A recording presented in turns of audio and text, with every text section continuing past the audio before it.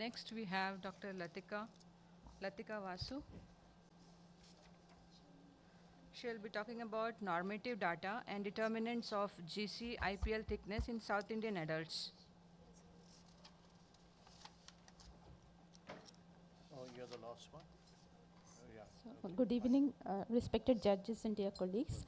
So, we already know that GCIPL thinning can indicate neurological diseases, but this study is regarding what is unclear. Basically, what is the normal GCIPL thickness in Indian adults? The current evidence is at best variable. And what are its determinants? Are there any modifiable lifestyle-related factors that could actually prompt prevention of retinal neurodegeneration by appropriate lifestyle interventions? That was that was the reason why we designed this study, and it was a cross-sectional hospital-based study in a tertiary care hospital over a period of 18 months, done in adults who had best-corrected visual acuity of 20 by 20. 168 was our sample, and any problem that could affect the retinal architecture of the ganglion cells or the retinal nerve fiber layers were excluded from this study. So, using a questionnaire, we assessed the demographic data and history regarding diabetes, hypertension, smoking, alcoholism, digital screen time, and a thorough ocular examination was done, followed by an OCT to measure the GCIPL thickness.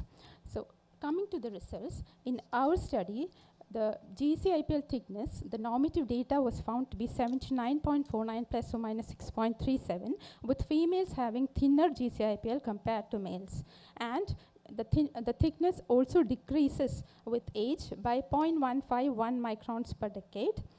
We also looked into the influence of diabetes and hypertension and found that in both these diseases, even without retinopathy, the GCIPL were thinner in both these groups. The digital screen time, to our surprise, it came up that people with more than 10 hours of digital screen time had a thin GCIPL.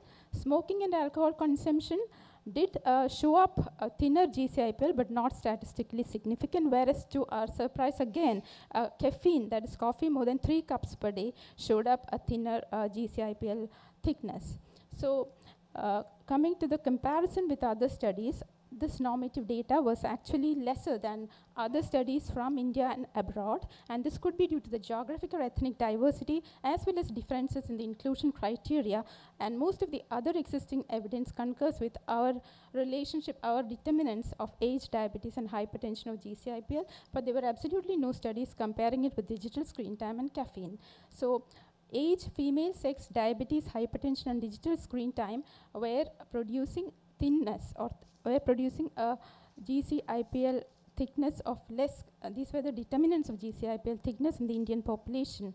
And what this study actually adds is that it provides a reliable reference for normative data of South Indian population, and it also proves that retinal neurodegeneration, as evidenced by GCIPL thinning, preceded fundus and OCT signs of retinal microvasculopathy, which has great implications in retinopathy screening. And to our knowledge, this is the first study in which digital screen time and caffeine have emerged as possible modifiable determinants of retinal neurodegeneration, and this is especially relevant in today's smart work culture and lifestyle. So, in conclusion, diabetes strikes the ganglion cells of the retina first rather than any other cell, and coffee plus computers could very well be a wrong combo for the retina. We are not suggesting that it is, but this raises concerns, and this is probably a first spark towards further exploratory and prospective longitudinal studies on the subject. Thank you.